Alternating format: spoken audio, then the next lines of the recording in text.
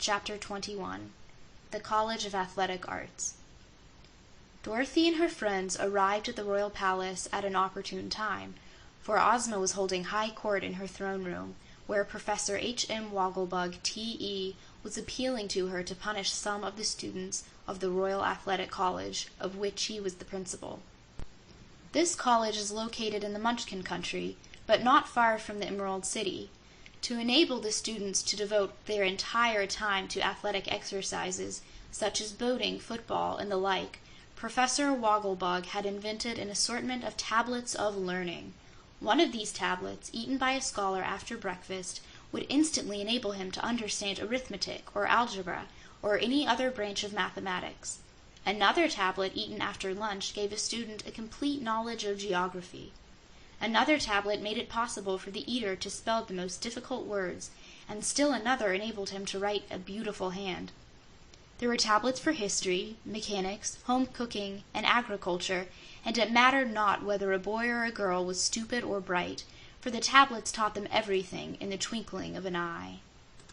This method, which is patented in the land of Oz by Professor Wogglebug, saves paper and books, as well as the tedious hours devoted to study in some of our less favored schools, and it also allows the students to devote all their time to racing, baseball, tennis, and other manly and womanly sports, which are greatly interfered with by study in those temples of learning where tablets of learning are unknown.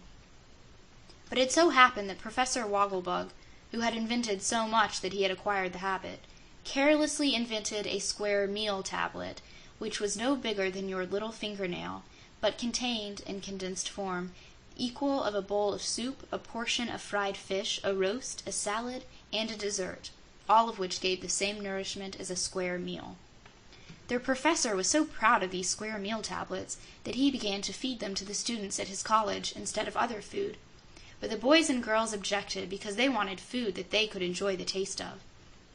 It was no fun at all to swallow a tablet, with a glass of water, and call it a dinner, so they refused to eat the square meal tablets.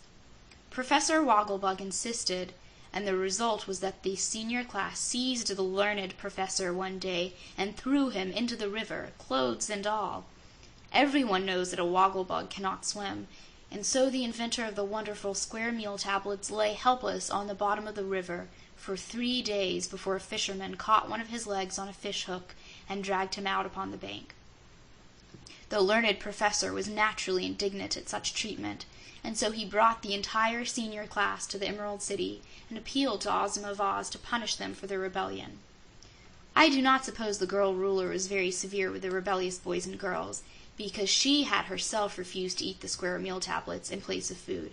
But while she was listening to the interesting case in her throne room, Cap'n Bill managed to carry the golden flower pot containing the magic flower up to Trot's room without it being seen by anyone except Jellia Jam, Ozma's chief maid of honor, and Jellia promised not to tell. Also, the wizard was able to carry the cage of monkeys up to one of the top towers of the palace, where he had a room of his own, to which no one came unless invited. So Trot and Dorothy and Cap'n Bill and the wizard were all delighted at the successful end of their adventure. The Cowardly Lion and the Hungry Tiger went to the marble stables behind the royal palace, where they lived while at home, and they too kept the secret, even refusing to tell the wooden sawhorse, and Hank the mule, and the yellow hen, and the pink kitten where they had been. Trot watered the magic flower every day and allowed no one in her room to see the beautiful blossoms except her friends, Betsy, Bobbin, and Dorothy. The wonderful plant did not seem to lose any of its magic by being removed from its island, and Trot was sure that Ozma would prize it as one of her most delightful treasures.